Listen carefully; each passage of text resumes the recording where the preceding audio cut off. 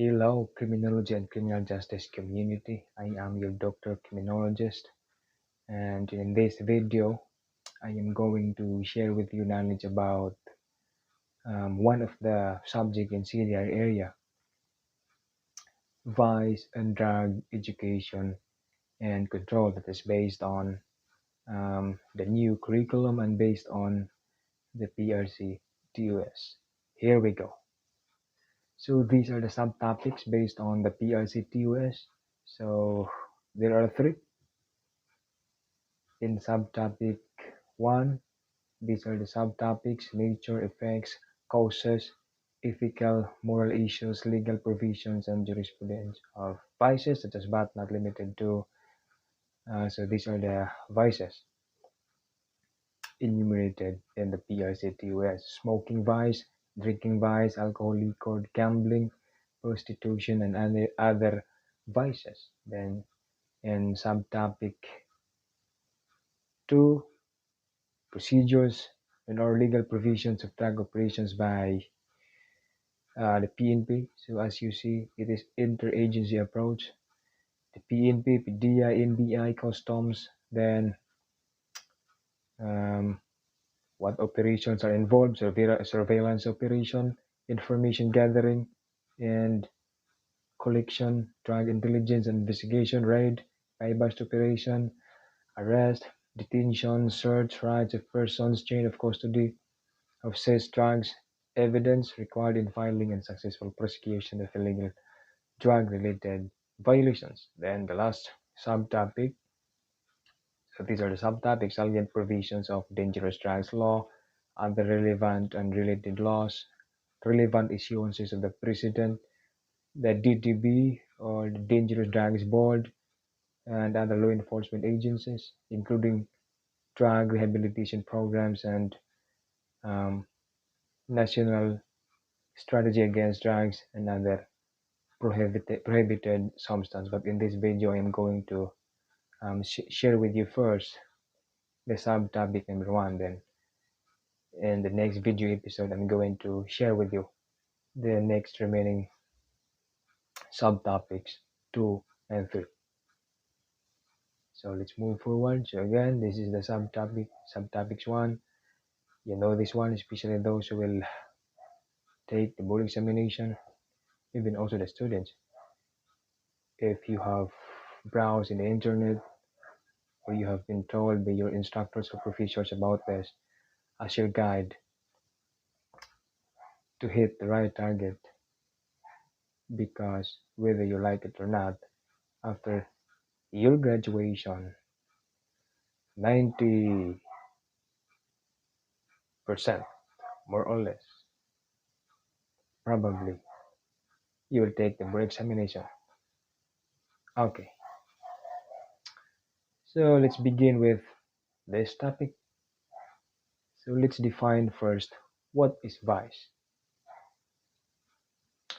Basically, the etymology of the term vice came from the Latin word vicium, which means failure or defect. In our dialect, in Tagalog dialect, bisyo man siya, no? Bisyo siya. Sa Bisaya, bisyo lang gihapon, no? Bisyo lang gihapon ang tawag. Another definition for us to ponder and understand what is all about vice or bisyo na ginatawag sa Bisaya or bisyo na tinatawag. Parehas lang din. Sa Tagalog, it is a habitual practice that is considered sinful or degrading within the society. So I will put context on why vice is degrading. So as what you have observed, how devastating the effect of vice is to individuals' well-being. Those who are involved in vice, are all of them successful? Are they successful in each of their career while being addicted with any forms of vices? So certainly they're getting in trouble, right? their family status is compromised, problem is there, financially especially, then here is now the last definition given.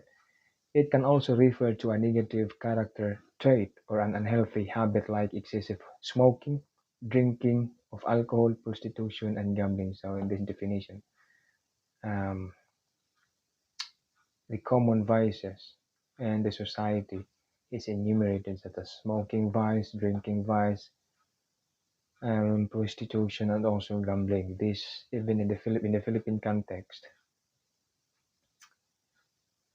these are the vices that are until now being abused and wreak havoc to those who are involved in these vices. That is why the keyword there that refers to vices, it is a negative character trait or an unhealthy one. Why unhealthy? It will impact negatively the entire well-being of those addict of vice. When we say well-being, is physical, physiological, mental, is distorted in so many ways. Negative, no, negative. So these are the definition of vice. So let us proceed now to the seven deadly vices in relation to vice. So they say there are seven deadly vices or sins, or the seven deadly sins in the traditional or the old textbooks. It is um, uh, called as sins. So in the new textbooks introduced, so they used the term vices, since there are seven um, enumerated deadly vices or sins. So for us not to forget the seven deadly vices, we can make a mnemonics out of it. So what will be the mnemonics?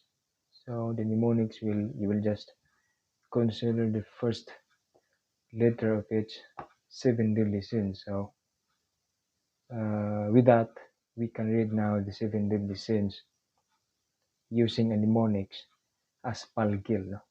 Which stands for pride, P stands for pride, then A stands for anger.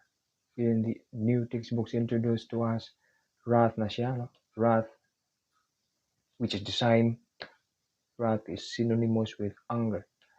Then L stands for lust, then G, greed, the other G is gluttony, then as E stands for envy, then L, laziness. So fundamentally, these are the reasons or the causes, predisposing causes, or the root causes to consider this deadly vices, seven deadly vices why people are addicted with or get involved with deadly vices like smoking vice, um, drug addictions, gambling addictions, prostitutions. So because of the seven deadly vices. So when we say pride, excessive love of oneself, that's why the person will engage into something negative like taking drugs because of excessive love of oneself to give oneself, himself or herself, a, in excessive attention, no? Excessive attention. Then he want pleasure, no? He want pleasure, and he want to excel in that society to the extent that he will engage in and vices. Then anger is one also. So then lust, then greed, gluttony again, envy, laziness. To put laziness as one of the seven deadly sins into context, why there are so many or lots of people engage in drug addictions, why lots of people are engaged in um, uh, peddling drugs, pushing drugs, selling drugs, because they want easy money, right? So they want easy money. And it is an open secret that selling drugs is an easy money. You will just bring this uh, uh, grams of drugs to a certain guy, then there will be an exchange of money and the drugs. Then easy money.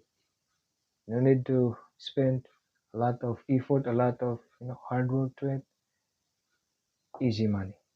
So because of laziness, so the most yes, all of I will consider all of them who engage in drug pushing as lazy. So they want an easy money. Okay. So the next topic is the nature and property of tobacco. So now I am going to discuss the first vice, which is the smoking vice. So what is this smoking vice? But before that, what is this tobacco?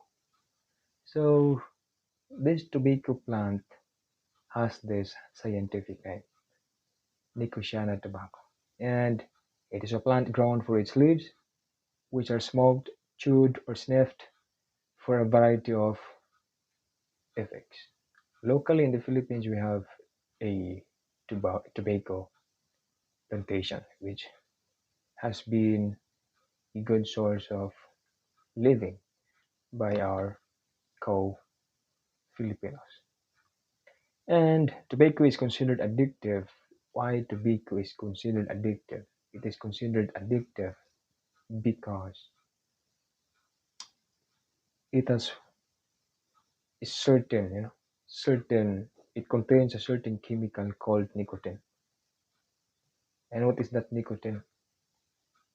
Nicotine is a chemical that serves as the stimulant of the central nervous system.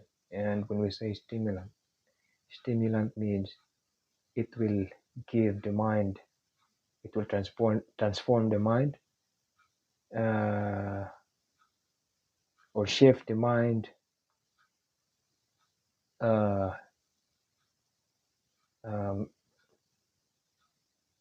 or provide alertness, right? Now transformed in such a way that the um, the people will feel some sort of alertness.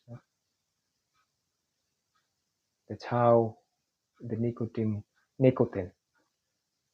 works in the human body physiologically and also mentally. It elevates energy, then elevates alertness. That is why tobacco is addictive to human being. And what do you mean by tobacco smoking?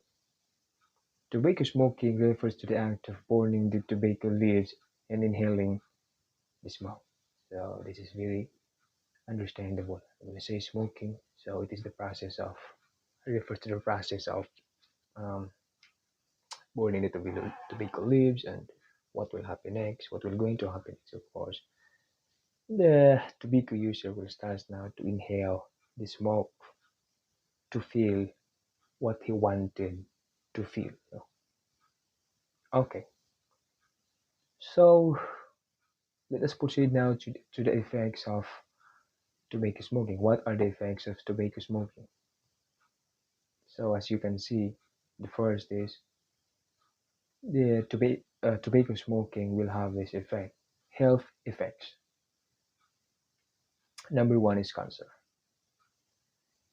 Tobacco causes cancer in major body organs such as kidney, lungs, bladder, pancreas, and stomach, and also cause cancer in other parts of the body like larynx, neck, and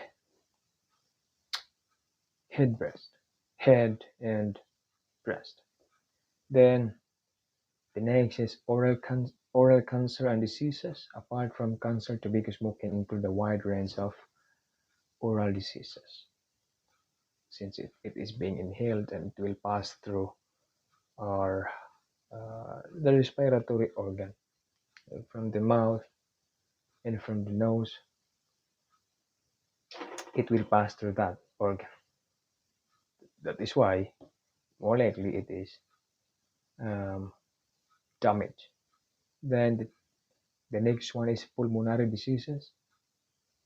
So because again, when you take tobacco, what organ in the body is involved is the lungs.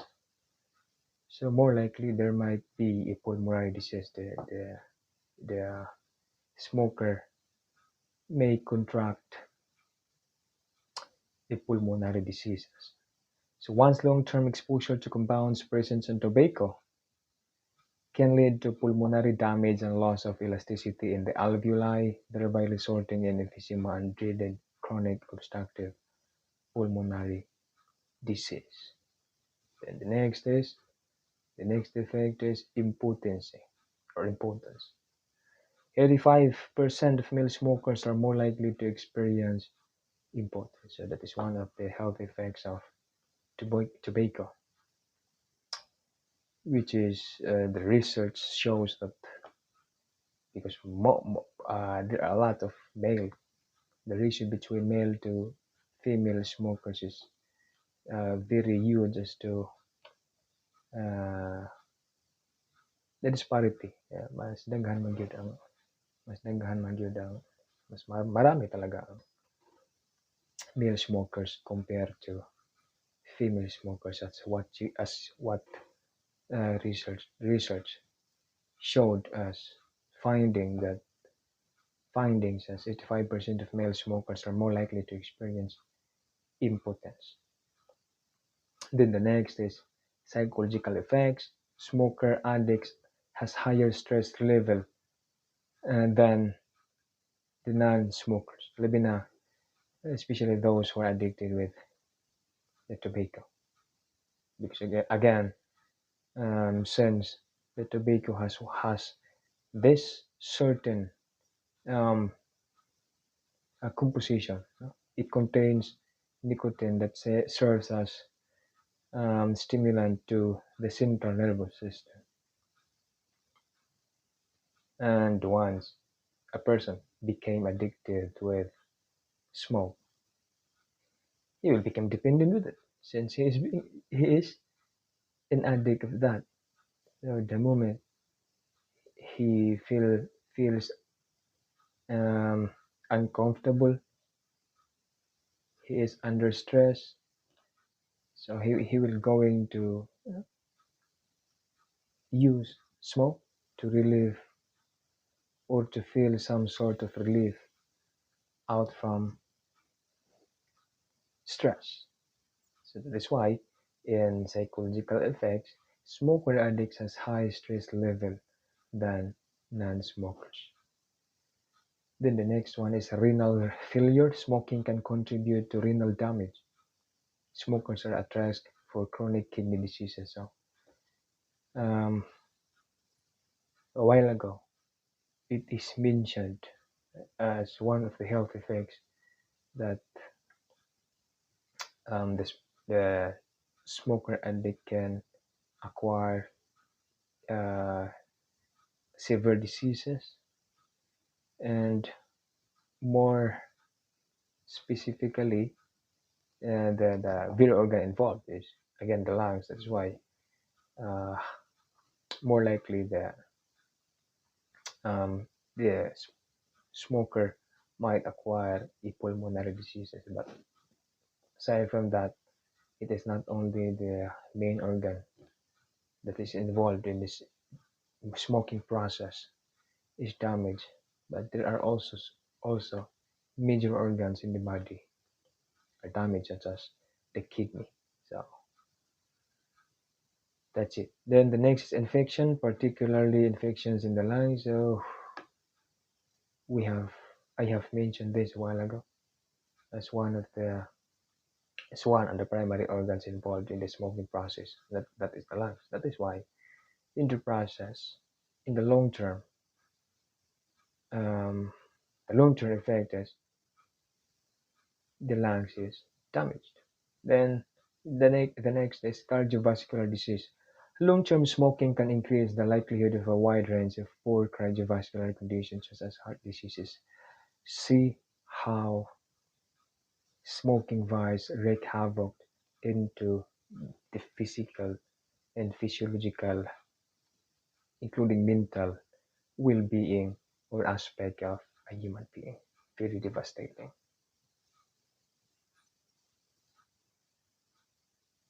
Then we are through with health effects. So now I'm going to proceed to effects on those around you because primarily, of course, the one who is affected, primarily affected, is the addict, the smoking addict, no? The smoker, no? The smoker. But it is not only him. Study would show that it is not only him.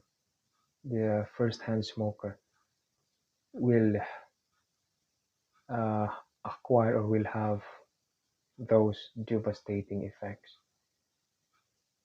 So smoking vice has effects also on those around or the society in general. So as a smoker, you can affect the health of others when they breathe in your second-hand smoke. So the smoker is called first-hand smoker or the smoker himself. Then those who do not who does not smoke and will inhale and exhale or take in the smoke from tobacco is called second-hand smoker and would receive also will acquire also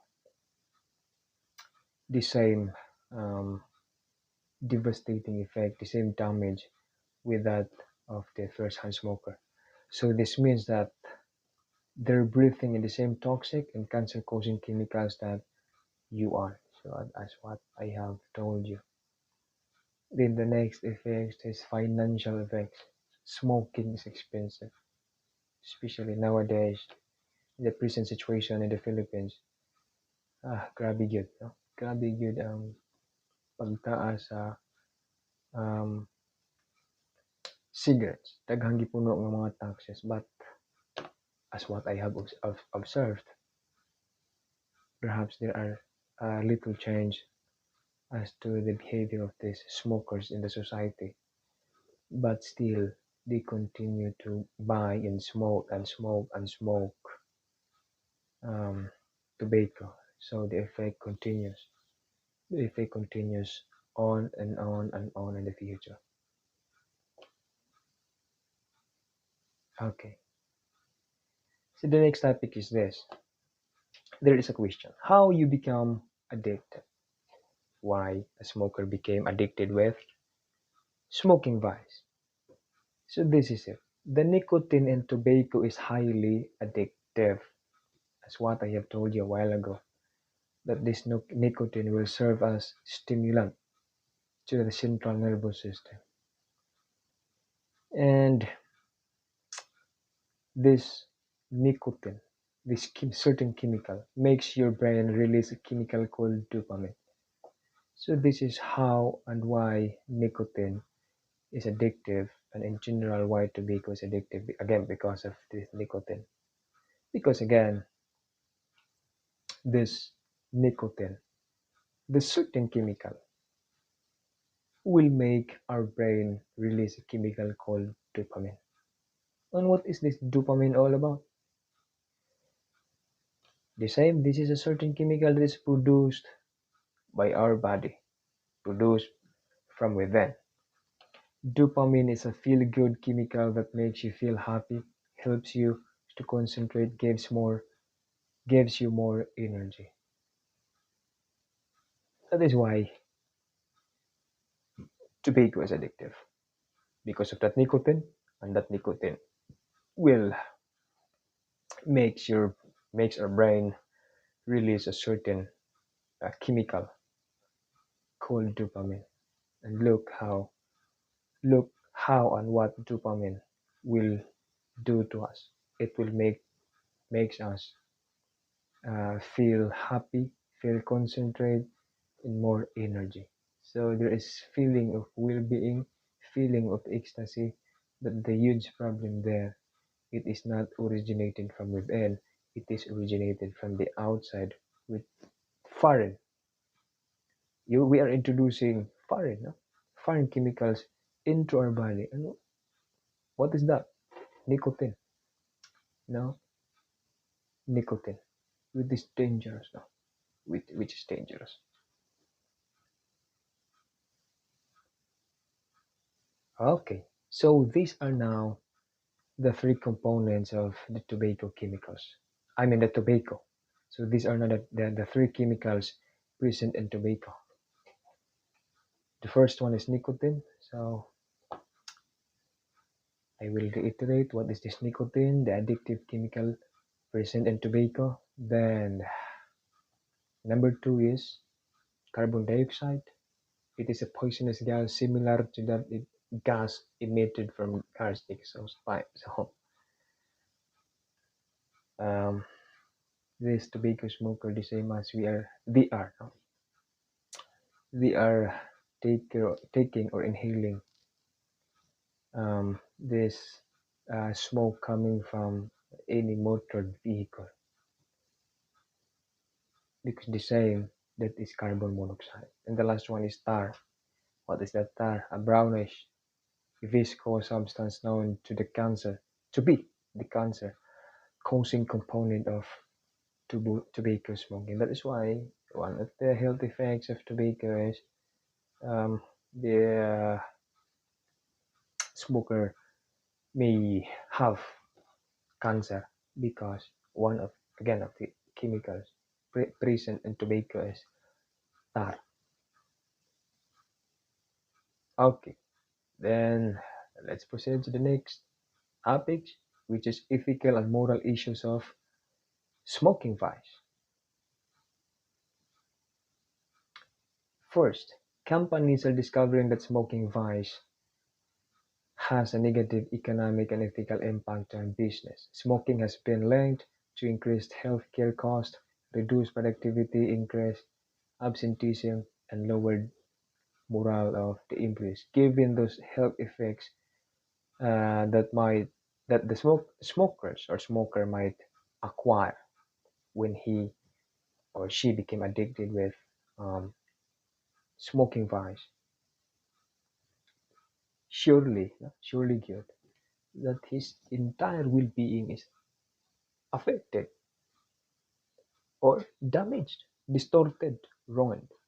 And if that is the case, if that is the effect,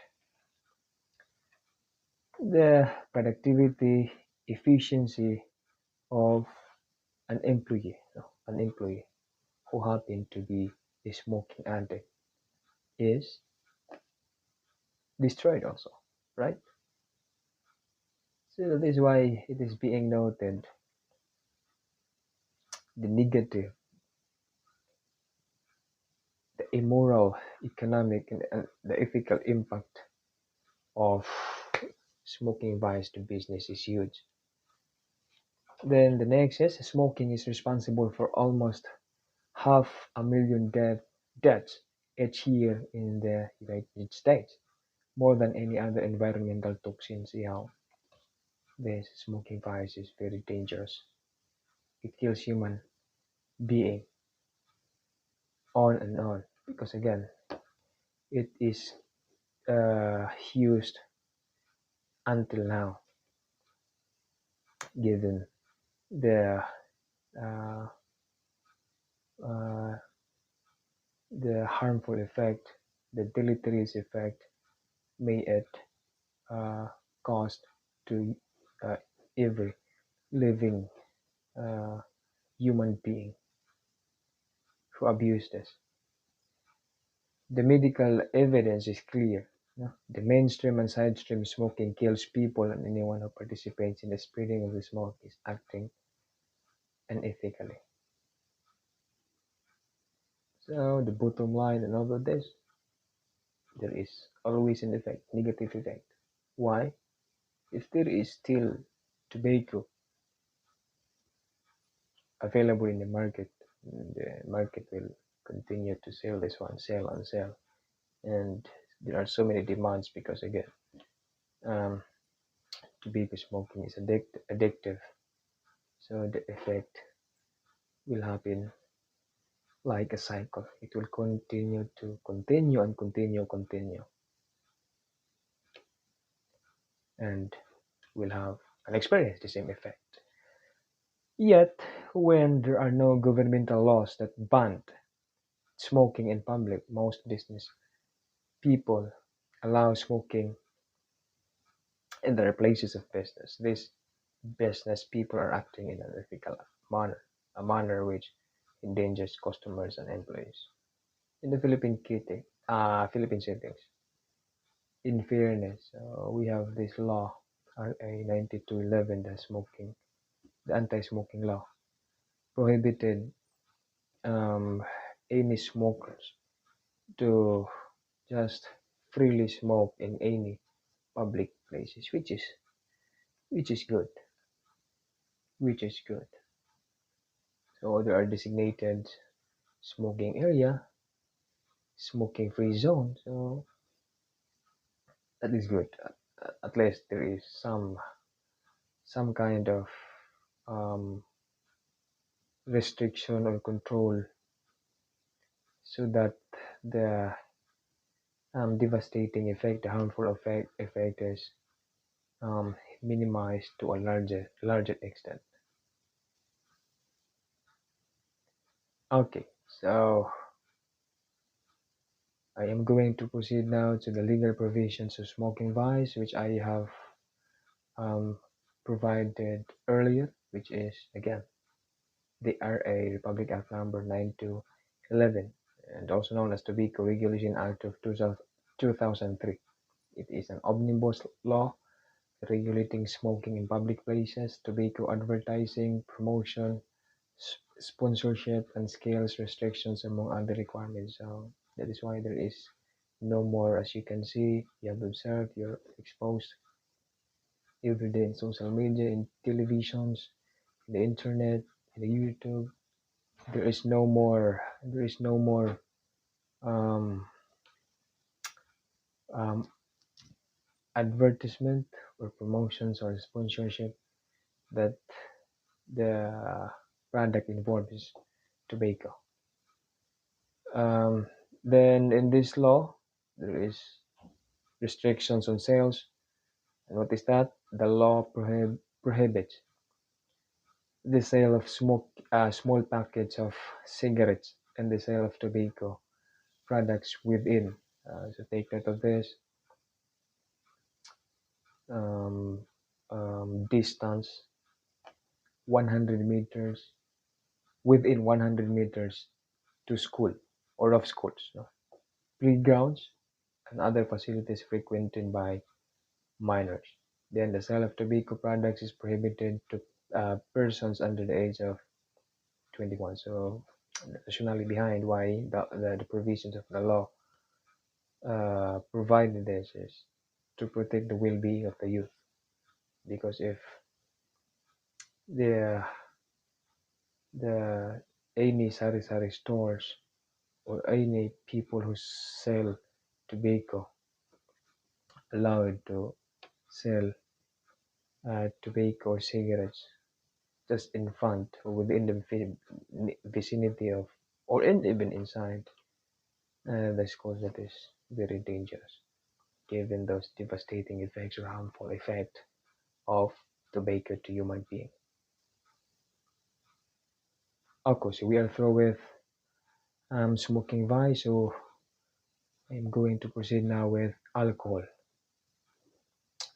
vice. So the nature and property of alcohol, take note that alcohol is the king of all drugs. though it has no crown. No, I'm just joking. But again, it is being noted that alcohol is the king of all drugs. And what is alcohol? The definition given of alcohol is this: alcohol is a colorless, tasteless, clear liquid when not processed yet and became an alcoholic beverages with flavored. And it boils at 78.4 degrees Celsius. Then it can take note that alcohol can poison the human body if taken in large amounts or in combination with other drugs.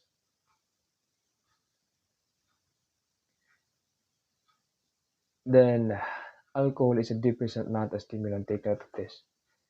Under Article 15 of the revised penal code, alcohol is a depressant, not a stimulant.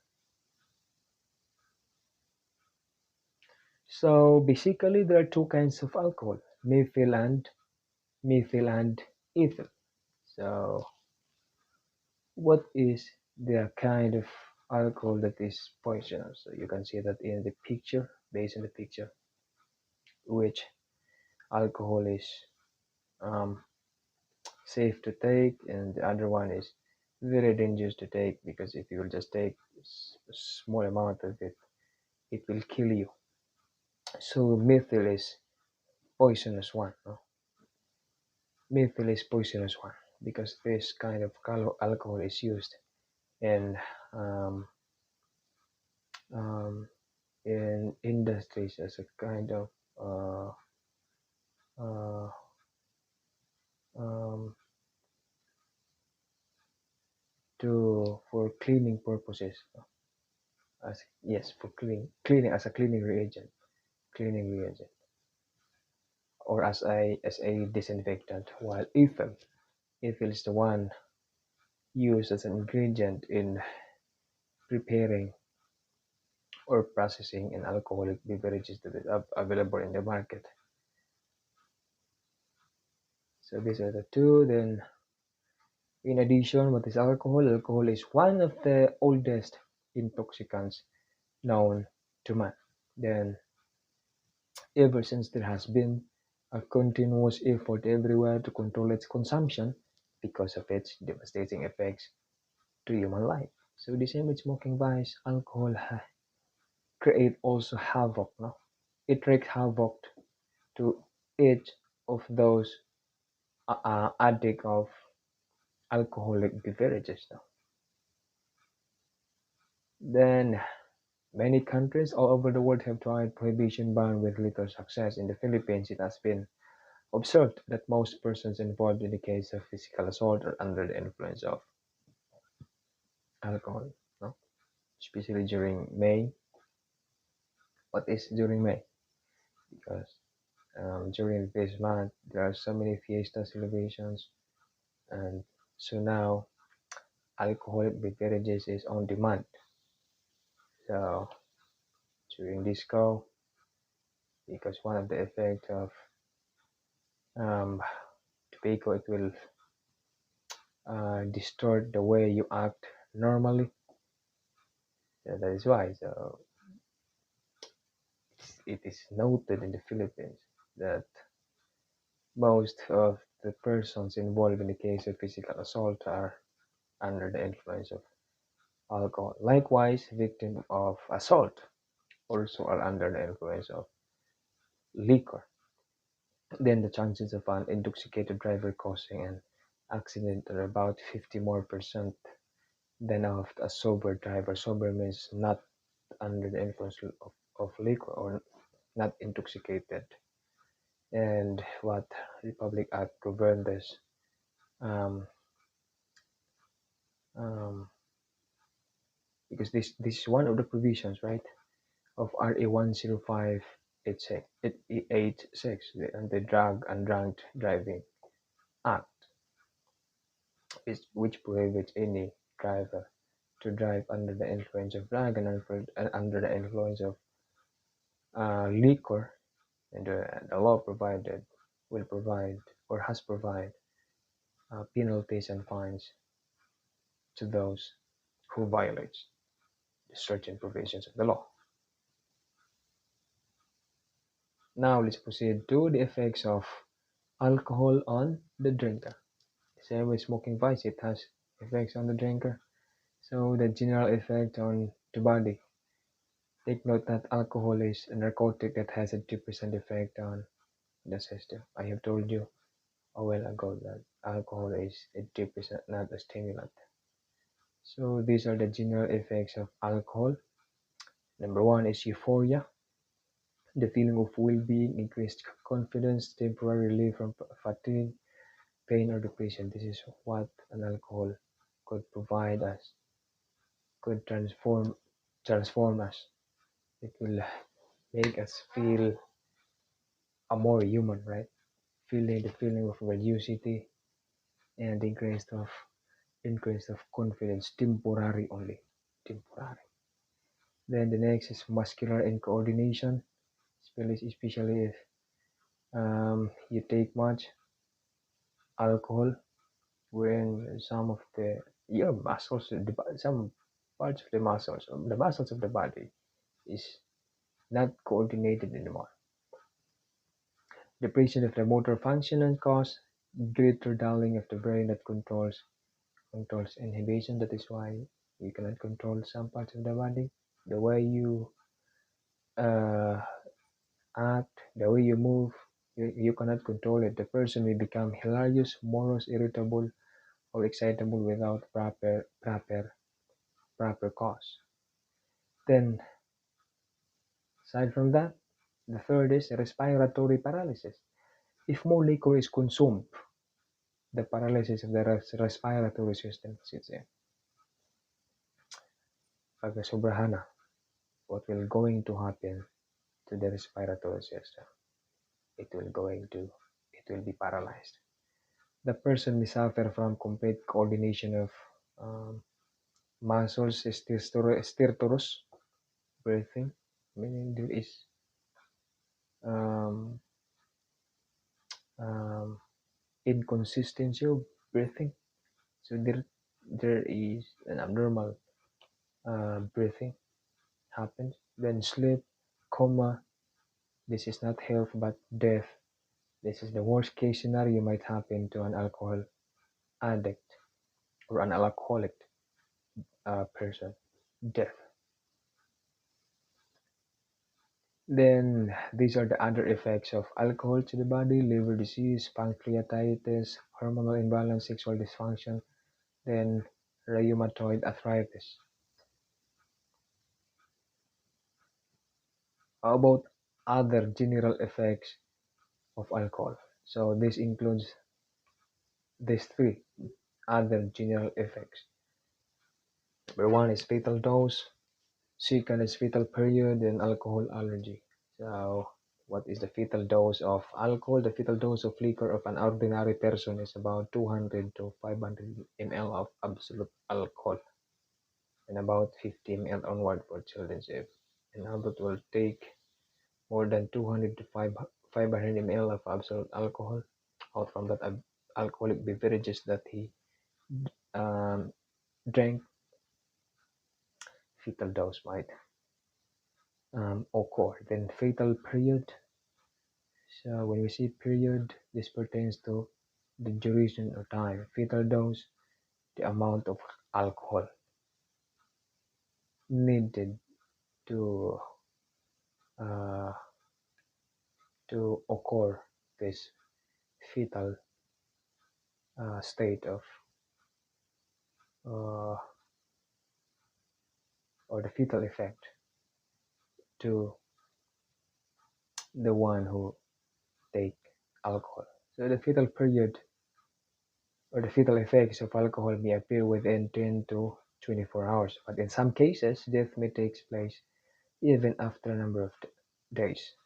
And the last one is alcohol allergy. Some persons are allergic to alcoholic drinks.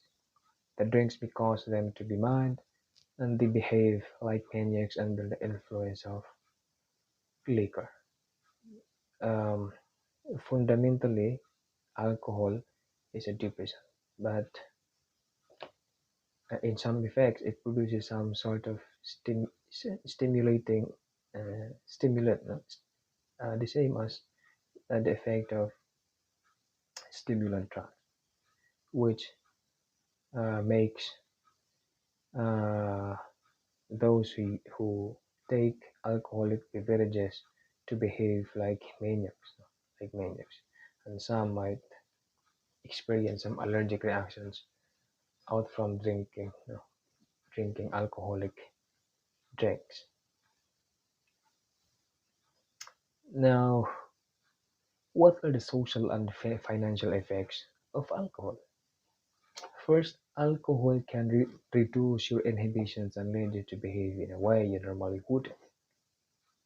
Then you may commit a crime, behave in an antisocial way, or do something embarrassing. I am pretty sure that you can observe that in your neighbors, in your society, um, how dangerous, how devastating also the effects of alcohol socially and financially to anybody who abused it. Your behavior could affect your friendships, your work, and your family, especially if you became an alcoholic. When the alcohol now you the alcohol now is part of the alcohol is served as the integral or the core of your life, meaning your life revolves over the alcohol. You cannot live without alcohol. If you drink a lot or become dependent on alcohol, you could end up spending a lot of money on your drinking. The same with smoking vice, much more in alcoholic drinking, alcohol drinking or problem drinking. You'll spend a lot of money instead of buying food to your family for your family. Instead of saving this money for the tuition fee of your child, um, for the allowances, for the other bills or payments, what did you do is you spend this for your vice, drinking vice. So it's a huge problem. Then there is also called in connection with alcohol vice, there is called alcohol dependency. It is also known as alcoholism, and it is commonly known as alcohol abuse or dependence. Take note that it is also called as problem drinking. All right. Now, the next topic is alcohol abuse control. Take note that solely treating people with medication cannot really control problem drinking and alcoholism. Meaning to say that medication is not enough. There must be a holistic approach to address completely this problem drinking issues. So treatment should be coupled with proper education, both in schools and in the adult community, to develop the nation's habits of moderation in the use of alcoholic beverages. Let's proceed to legal control. What are the legal control of alcohol? First, in Article 15 of the revised penal code, there is uh, called alternative circumstance. Intoxication which might be or which is an alternative circumstance. It could be mitigating circumstance or an aggravating circumstance. How could intoxication uh, and a mitigating circumstance, and how also became an aggravating circumstance?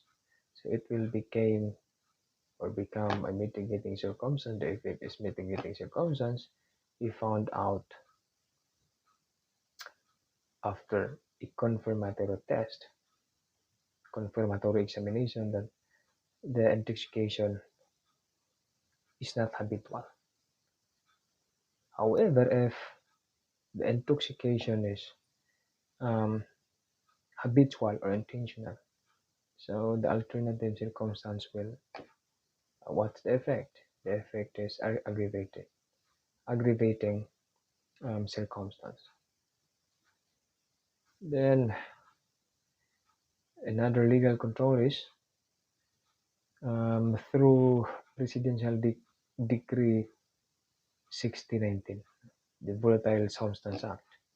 Liquor as a volatile substance. So under this law, the same with tobacco, the sale and offer to sell to minors of liquors or beverages with an alcohol content of 30% or above, that is equivalent of 60 proof or above, is punishable by 6 months and 1 day to 4 years imprisonment and a fine of 4,000 pesos, which is provided under this law in section 6.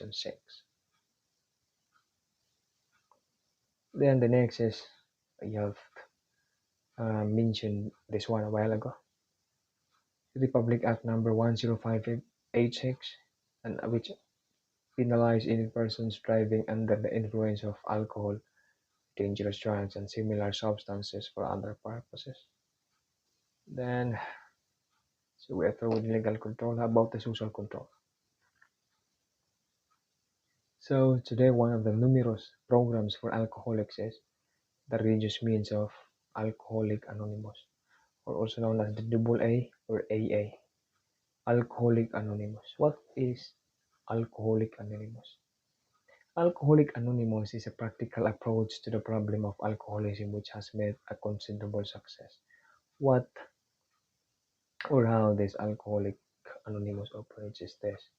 So there is a fellowship of people who come together to solve their drinking problems. So they will come together, they will share their experience during the time that they are addict of alcohol. Of course, there is a moderator who is an expert, who is a therapist, to supervise all the alcoholics. So this process is called, or this program is called Alcoholics Anonymous. Then the next is medical control. So again, medical control is not enough. So obviously, the approach is holistic, not only legal, not only medical. There must be social control. So in medical control, there is called detoxification. Now, detoxification simply means the alcoholic substance is being eliminated, being eliminated from the individual's body. Then the withdrawal symptoms is being treated or eliminated through a medical process and on the medical regimen or method for physical rehabilitation. So this is detoxification. Then, okay, so we are through with smoking, we are through with alcohol. So we will proceed now to gambling vice. So there are 3 definitions provided here. The first is gambling is wagering on games, meaning you bet or events in which chance largely determines the outcome. So the chance is of course, very tight. So you will bet only 2. Your chance is only 2, win or loss. The next definition is the act of betting money on an event with an uncertain outcome, guided by the intent of winning additional money from what has been initially staked. So this is how gambling works. So you will bet either in this side or in this side, and chance or luck is very, very, very tight. Very tight. Then last one is excessive gambling causes the person to spend money and time at the expense of their jobs, families and friends. So personally, I have observed in the society how the people spend and spend and spend for gambling, for this gambling vice, to the extent that the well-being of the family, the status of the family financially, um, is is compromised. This is how harmful and also devastating to the entire well-being of the person addicted with gambling, and if the family has a, I mean the gambler has a family, so secondarily the family will be compromised also. So these are the laws that govern gambling, or the penalized or regulated or prohibited gamblings in the Philippines. So there is PD, or Presidential Decree number 1602, which prescribes stiffer penalties on illegal gambling. It amends all provisions about gambling found to be confusing, inappropriate, and ineffective. So this is operating now. PD 1602. Then the Public Act number 9287, an act increasing the penalties for illegal numbers games, amending certain provisions of PD 1602 and for other purposes. So there is certain provisions of PD 1602 that has been amended with by this law, RA 9287, RA 3063. What is this law? It is the law authorizing licensed racetracks and racing clubs and their authorized agents to offer, take, or arrange bets outside the place, enclosure, or track where the races are held, provided such as bets are offered, taken, or arranged only in Rizal province and uncharted cities, and providing proper penalties for violations thereof, amending for the purpose sections 2 and 7 of Republic Act number 954. No? Then there is also PD 449. It elaborates the elements in legalized betting to derby and cockfighting through the country. So this is the law that governs about cockfighting throughout the country. Because cockfighting is not totally banned, totally prohibited, even in the Philippines, here in the Philippines, but it is regulated. Then the next is PD 483. This penalizes betting, game fixing, or point shaving and rigged machines in a sport contest. Then the last one is PD 1306. It is also known as High Ally. Amends Section 2 of PD number 810, an act granting the Philippines High Ally and Amusement Corporation a franchise to operate, construct, and maintain a front on the Basque Pilota and similar games or skill marts in the Greater Highness. Okay, so we are now approaching the last vice, which is prostitution. Under RA 9208, you're very familiar with this, the Human Trafficking Act, defines first prostitution as an act or any act, transaction, or scheme or design involving the use of a person by another for sexual intercourse or lascivious conduct in exchange for money, profit, and any other consideration. It is the practice of engaging in relatively indiscriminate sexual activity, in general with someone who is not a spouse or a friend, in exchange for immediate payment in money or other valuables.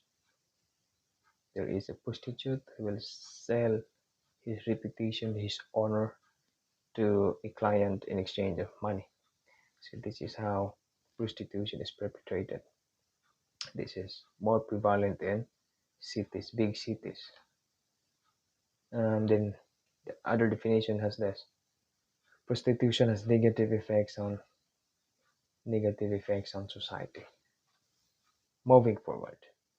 So what are the effects of prostitution on society and individuals? Number one, prostitution contributes to the objectification of women. So just because someone pays does not erase the qualifications of what we consider sexual violence, domestic violence, and rape. And prostitution normalizes violence. Sexual violence and physical assault are the norm for women in legal prostitution. Then the last one is the futile effect. What will legalization do? In the Philippines is not yet legalized. Prostitution is not yet legalized. Some country has moved for the legalization and now um, prostitution is legalized. But here in the Philippines, it is not yet legalized. Then some believe that legalizing prostitution will reduce the number of prostitution arrests. Of course, the law enforcement will not arrest them since, and that if prostitution is legalized. Then while that is a hope, legalization does not eliminate all the other negative elements that legalizing would bring out. Legalizing prostitution legitimizes the sale and use of humans and makes people think it as a normal job, which is and has a negative effect to society. That is one thing to consider in mind before any act of legalization is done.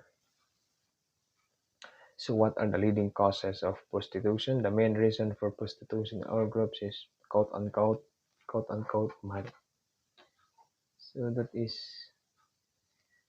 90%, no, 90. I think that is a fair statistic. 80 to 90 plus percent the motive, the driving force of the prostitutes or any female or anyone who involved in prostitution. The motive is monetary or money. Money is cited by, I mean, the leading cause is money. Money is cited by 85% of the prostitutes. So 85% have mentioned that it is all about money. The reason why, the very reason why they are engaging in this nonsense or non-meaningful um, way of life is because of money. We cannot take that fact. We cannot take. We cannot take that fact that exists as a reason, money, because the Philippines is not that um, rich country. Even in rich country, there might be a case of prostitution also. How much more in countries like uh, those countries that are not rich. So, what are the laws governing prostitution? So, there is Article 202, which provide penalty to those prostitutes or those engaged in prostitution. So, for the purposes of this article, woman or women who, for money or profit, habitually indulge in sexual intercourse or lascivious conduct are deemed to be prostitutes. And take note that Article 202 of RPC is amended by Act Number 10158, March 27, 2012. So we have introduced to you our Republic Acts, even though the PRC TOS does not anymore, even the PRC themselves does not anymore include laws, Republic Acts, names, or dates during the board examination. But my purpose is for us to educate about how um, vices wreak havoc to society and um, share to share with you knowledge about how these things going on and on and on and how to when you became a law enforcer or perhaps policymakers, how will you address this one?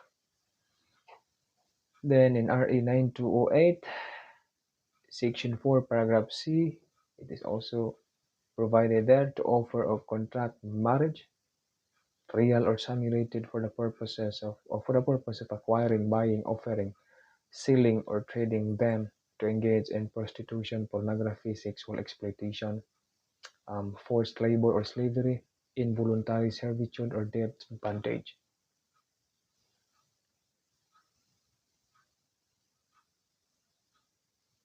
Now, I'm sure that is not the last.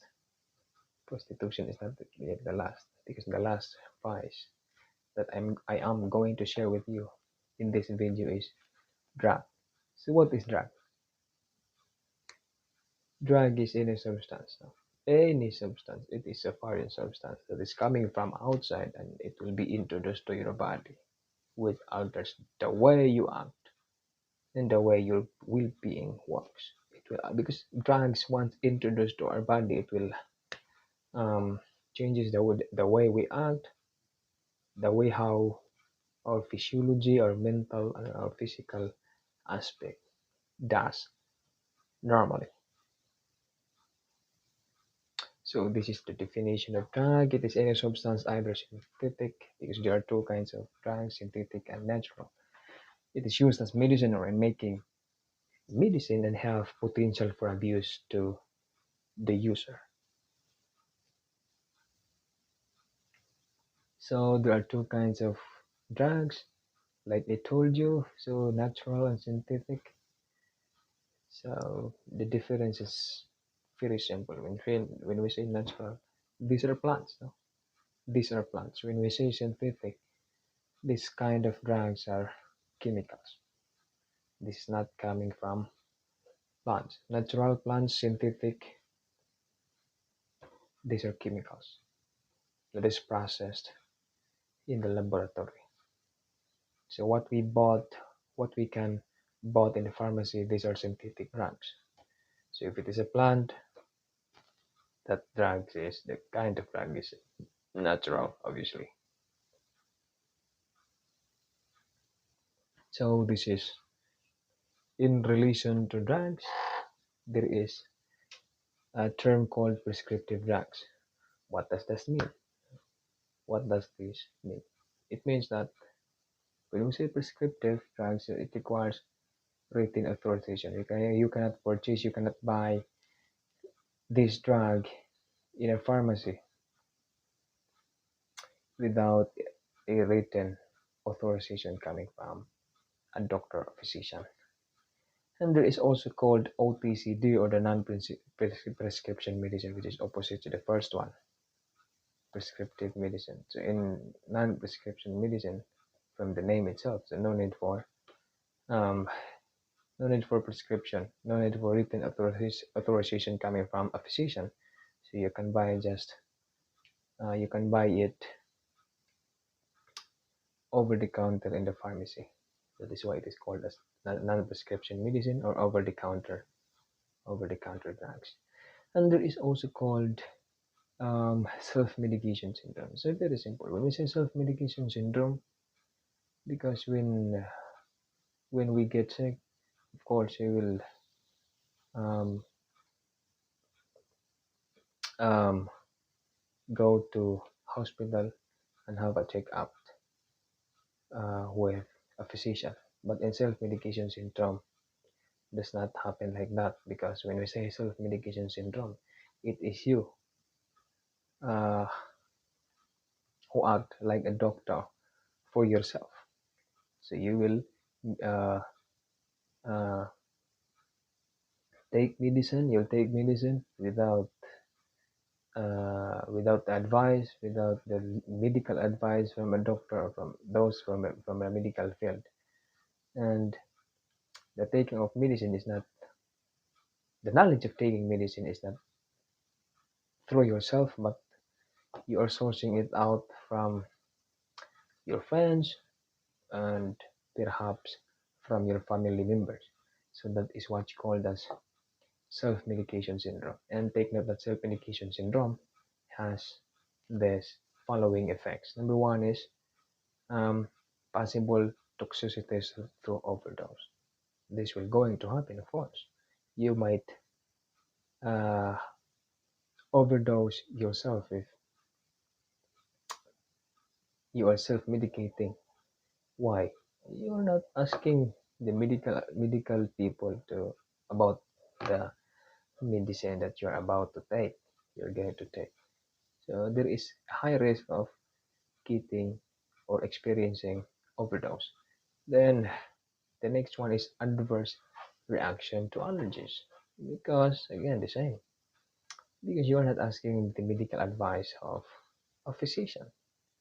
Because supposedly what will going to happen if you are submitting for a checkup to a licensed physician, before the physician will um, prescribe a drug, he will ask you if you have this, you have allergies of this food, you have allergies, previous experience of allergies of this medicine, and because you are self-medicating, the risk of experiencing allergies from mild to worse might happen.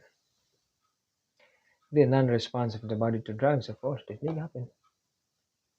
Your doctor is your mother, your doctor is your father, your doctor is your Lolo or Lola, and they do not have knowledge about anything about medicine.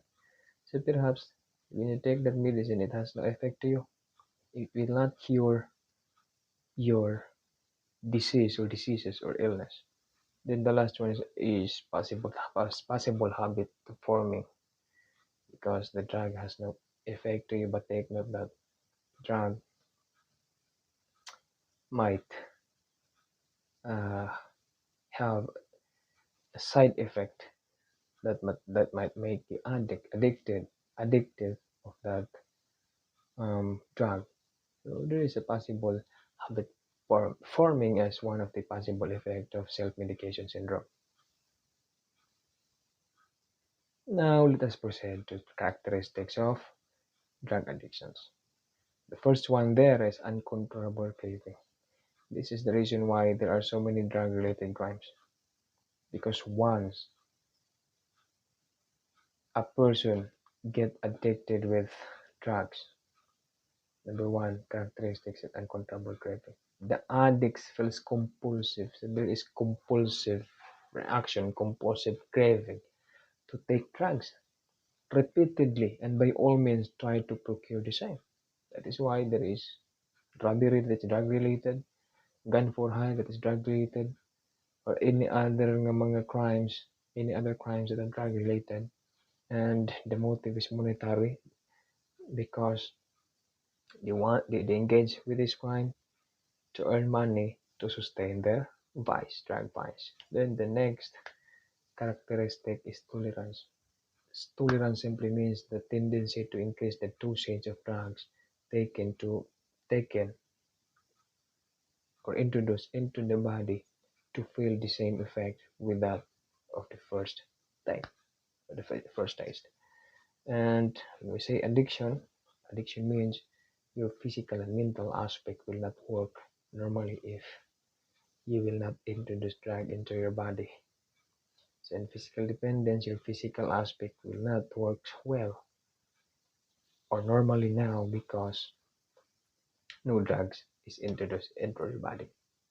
The same with your psychological dependence. You cannot mentally, you cannot think normally. Your mental state will not work or yes, work normally if no drugs is introduced to your body. And the last one is once you will experience this one withdrawal syndrome, meaning you are a drug addict, you cannot abruptly, you cannot stop then and there taking of drugs because there is a risk of experiencing a withdrawal syndrome, which is very painful. Painful in the sense that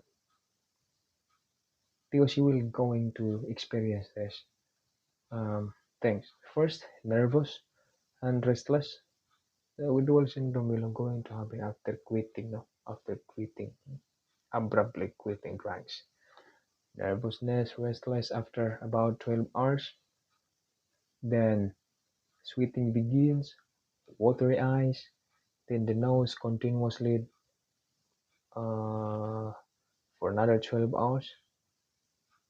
Then this is followed by vomiting, diarrhea, loss of appetite and sleep, respiration works in an abnormal, operates in an abnormal manner. Then the blood pressure also rises or decreases.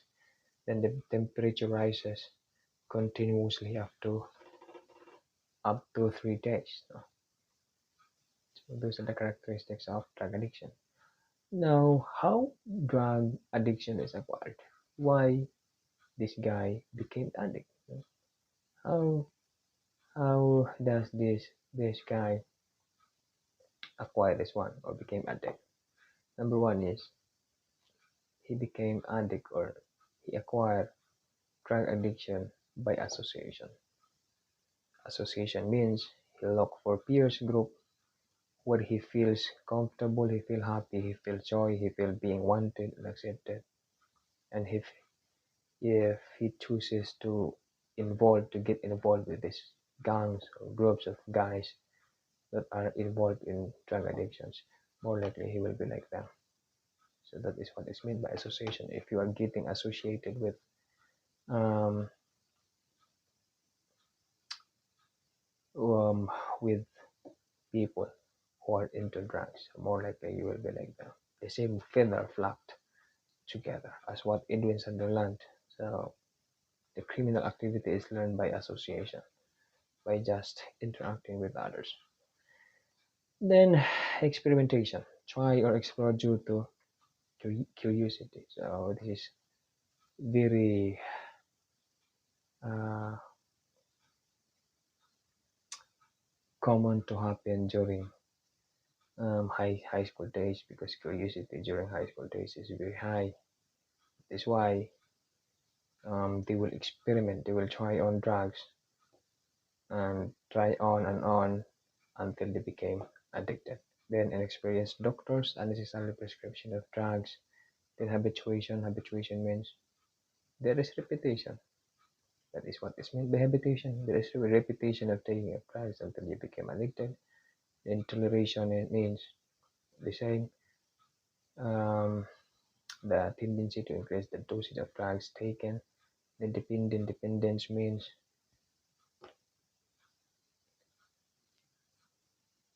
you, your body, your mental, your physiological aspect won't work normally without the drugs.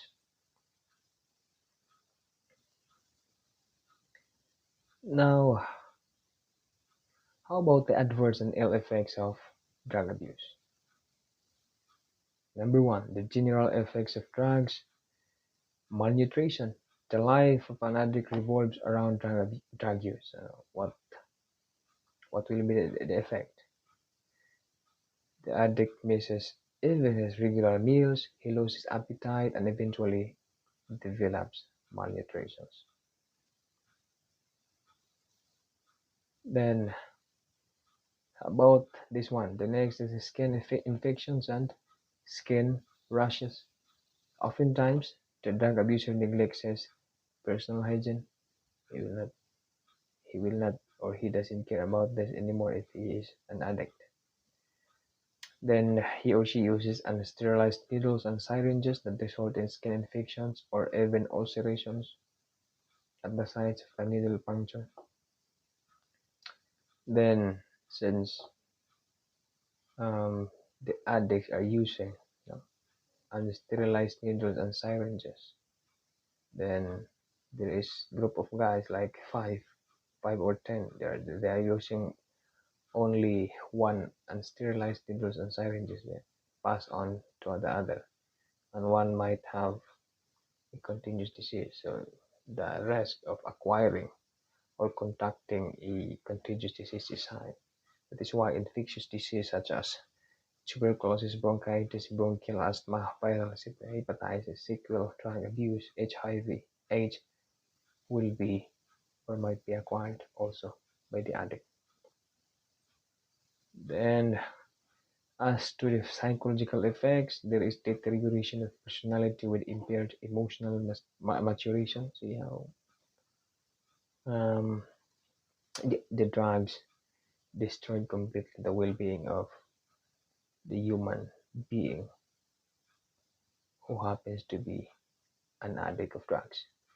Then impairment of adequate mental function, loss of drive and ambition, development of psychosis and depression, loss of interest to study, laziness, lethargy, boredom and restlessness, irritability, rebellious attitude, then withdrawn forgetfulness. How about the social effects of drugs? So the abuser may also experience social dysfunction such as the following: deterioration of interpersonal relationship and development of conflict with authority. Then commission of crimes, that's what I have provided a while ago, that there are so many drug-related crimes. Then social maladjustment, loss of desire to work, study, and participate in activities or to face challenges, of course. This will going to happen. Your mental, physiological, um, and physical well-being is destroyed. How could you function? How could you think or act normally? How could you project yourself towards the society normally if all these aspects of you are destroyed? Then as to mental effects, each mental effect could be deterioration of the mind. The dependent is a mental invalid. Why mental invalid? Once the person is addicted with certain drugs like shabu, he will have this. He might have a mental invalid. He might have a mental invalid in the sense that drugs can manipulate him, meaning to say, the one who is in control is not him. That is why he is acting or behaving in an abnormal manner, because it is now the drugs who controls him. The way he behaves is contrary to what he thinks is right. Then as to economic effect, inability to hold stable job. Then dependence on family resources, accident in the industry, then danger of abuse of the dangerous drugs. First, on the depressant, because there are three classification of drugs: depressant, um, stimulant, and hallucinogens. First, what are the dangers of abuse of drugs with depressant effects? Number one is death due to respiratory arrest. Then, in large doses, can cause respiratory depression and coma. Then, the combination of depressant and alcohol can multiply the effect of drugs, thereby multiplying the rest. Depressant drugs like heroin, cocaine, opium. If you're going to take this in combination of alcohol, you are only multiplying the risk. Then babies born to mothers who abuse depressant during pregnancy may be physically dependent on the drug and show withdrawal symptoms shortly after they are born. Birth defects and behavioral problems may also result. So look how devastating also, even including the baby. The baby is also affected, badly affected. How about the stimulants? What are the dangers of abuse of stimulant drugs? Number one is death due to infections, high blood pressures. Then extremely high doses can cause a rapidly or irregular heartbeat, tremors, loss of coordination, and even physical collapse. How about specifically this stimulant drug, shabu, which is also known as poor man's cocaine, which is massively being abused here in the Philippines. The drugs of abuse in the Philippines is shabu next. next lang ang marijuana. Number 1 is overdose leads to chest pains, hypertension, acute psychotic reaction, then convulsion and death due to cardiac arrest, due to the appetite suppressing effects of shabu. The same with the depressant drugs. It has bad effects, negative, devastating effects also to pregnant mother. So what the pregnant mother may experience, they become malnourished, and what will go into the baby, so the baby will badly affected. This may affect the nutritional needs of the baby. Then babies born to shabu using women show severe emotional disturbances. Then about the last one, hallucinogens drug or psychedelic drugs. So number 1, the user might suffer these effects. Can lead to serious mental changes or psychosis like insanity, suicidal or homicidal tendencies, poor impulse control, damage to chromosomes, hence affecting potentially the offspring, then death due to paralysis of the respiratory system. And that's all for the subtopic 1. So, and that's the end of uh, my video. I will just discuss the subtopics 2 and 3 in the other video. If you learn something meaningful from this video, please follow this page for more video like this. And also, please don't forget to like and share if you find this content meaningful. Thank you.